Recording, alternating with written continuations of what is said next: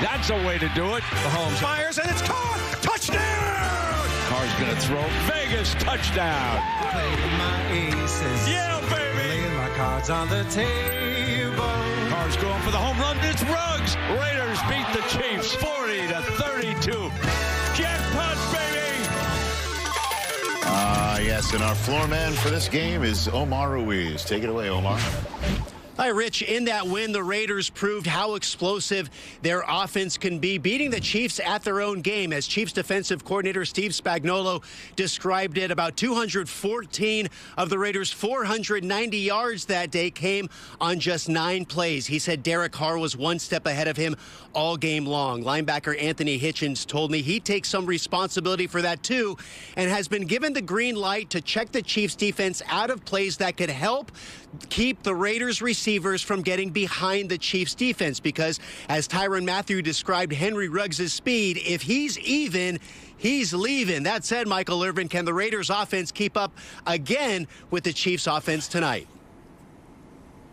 Man, you're talking about the Raiders offense, and I think it drops down to one person in that offense. If you did a silhouette where we put those numbers up, and then we have a silhouette and said which quarterback is which out of these games, it looked like Derek Carr's numbers was Patrick Mahomes' numbers, and Patrick Mahomes' numbers belong to Derek Carr. So Derek Carr out Patrick Mahomes last time. You heard about that bus ride around the stadium. Trust me, this will not happen again where Derek Carr will out Patrick Mahomes.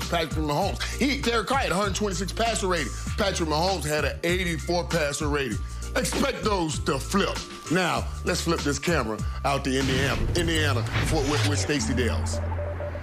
Well, Irv, bring your lunch pails today because we're in store for a good one. The #1 total defense with the Colts against the #6 total offense with the Packers, and a quarterback in Aaron Rodgers who happens to lead the NFL with a roughly 116 passer rating. Rodgers said of this Colts defense this week, they are a great vision defense, great vision of the quarterback. They play with good timing. They make you earn it, and they make you go the distance. His head coach, Matt LaFleur, said we must, critical, vital to have positive plays, no wasted time, no hesitation, maximize every single play, get as many yards as you can because they're hard to come by. I expect this Packers offense to attack. And as for the Colts defensively, Justin Houston, Mooch, said the biggest challenge with Aaron Rodgers is staying disciplined. He is truly a coach out there on the field. For more on the matchup, Mooch, I pass it to you. Yeah, stay better, stay disciplined. Against Aaron Rodgers, he's the leading passer-rated quarterback in the league and against the #1 defense. But that Colts defense is good against the run. They're good against the pass. They're good in scoring defense, top 4 in all of those. So they're going to slow down these Packers.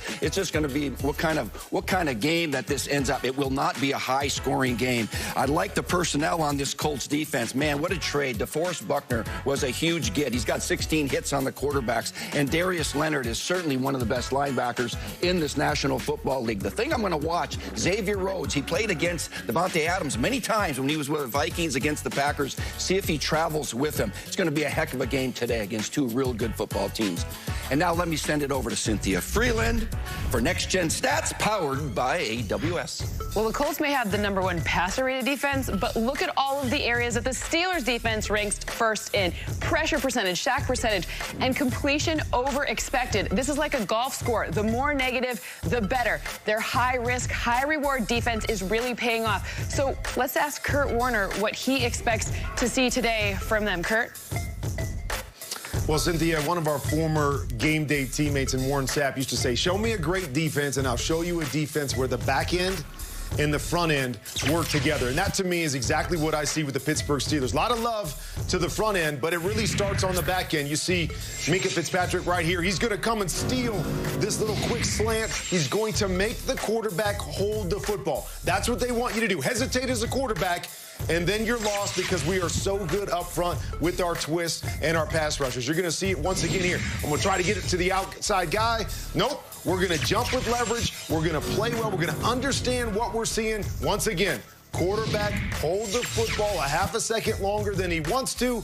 We get another twist going, and we get pressure on the quarterback. We get a sack. So what I see from this Steelers defense is not just a front seven that can get after the passer. It's a back end that works with that front end to make that pressure rate so high. and a really good pressure rate, that's a really great predictor for the playoffs, because obviously if you ever have to come back from a deficit, you can't. For the second straight year, someone other than Drew Brees is going to get a start for the New Orleans Saints. Teddy Bridgewater went 5-0. When Brees is out last year, he's going to miss at least 3 games, James Palmer. That's exactly right, Rich. And when you look at Taysom Hill, you see the guy who's a Swiss Army knife, can do it all. So when the news broke on Friday, everybody was wondering, why did Sean Payton make this call? From what I've gathered is they've always thought about him as a quarterback first before those other roles. And Payton in the past has thought of him as a Steve Young style of player. Now, they believe in the 3 years he has been here, he has a very, very good understanding of a passing system that's extremely complex. They love his leadership, they love his work ethic, and they love his intelligence. And all backup quarterbacks are in the room during the week with the starting quarterback. But Taysom Hill believes he has an advantage, Rich, because he's actually on the field with Drew Brees at times, sees him run this offense, sees his leadership. He believes that'll help him this afternoon against the Falcons. Boy, just adding an intriguing aspect to a series that we have seen so much happen. And as a matter of fact, Taysom Hill back in last year against the Atlanta Falcons ran one in, threw one in, and blocked a punt.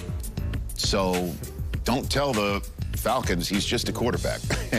and don't tell the Falcons, oh, yeah, you've heard about this Swiss Army knife thing? Yeah, they saw pretty much everything come out of that Army knife last year. Kurt, your first thoughts when you heard that Taysom Hill was getting the start over Jameis was what? Surprise. I was really surprised by this. And really, because of the nature of how they play offense in New Orleans, we all know about Drew Brees and how he dissects defenses and about reading the entire field, getting the ball out of his hands, making those quick decisions. So when you look at Taysom Hill and Jameis Winston, you say to yourself, well, Jameis is the guy that really fits that mold or fits this offense better than Taysom Hill. And, you know, so it's going to be interesting. And the big question is, what will this offense look like? James was just talking about it. Will it look like the Drew Brees offense? Or does Sean Payton believe we can overhaul this offense and make it more of what we see from Taysom Hill on a weekly basis and more of a run style with play action and the gadgets that Michael was talking about? So I was very surprised they went with this decision. I'm interested to see if it is a full-time decision or Jameis finds his way into the lineup here and there depending on situations. But excited to see Taysom Hill. They went out and signed him to that 2-year, $21 million extension for this purpose because they believed he could be a starter. Meanwhile, over in the AFC, the Ravens and Titans. Last time we saw these two, the Titans one and done. The Ravens as a 1 seed, which they were for the first time ever in their franchise history. Now, today, the rematch is the Titans maybe knocking the Ravens out of the wild card picture and swapping spots from the outside looking in, where we find Mike Garafolo in Baltimore. Rich, some talk out of Tennessee this week about Derrick Henry's workload not quite being what it was earlier in the season, but those in the Titans organization saying it's right where it needs to be. And if you look, he is on pace for 357 carries. That would shatter last year's career high for him of 303. But offensive coordinator Arthur Smith saying last year Henry's workload naturally increased as the season went along. So read between the lines. This is the time of year where they are going to lean on Henry, particularly against a Ravens run defense that gave up 173 on the ground against the Patriots last week, with Patrick Queen, the rookie linebacker, struggling. Now, in January, Henry ran the ball 30 times against this Ravens defense, and he led them to a victory in that divisional round playoff game. AFC divisional playoff game. The Titans are big underdogs. Jackson fires down the middle. Ball tipped and intercepted. Fired. Tannehill throws the fade. Is it inbounds? Yes! What a play! Fourth and short. Hit at the line, and he stops. Tannehill looks for the home run ball. Raven hauls it in. Touchdown. Just remarkable. Direct snap. Derrick Henry. Jump pass in the end zone. Touchdown, Titans! Oh, my goodness. Jackson takes the snap. Fumbles. Titan ball. The Tennessee Titans have shocked the world, upsetting the #1 seed in the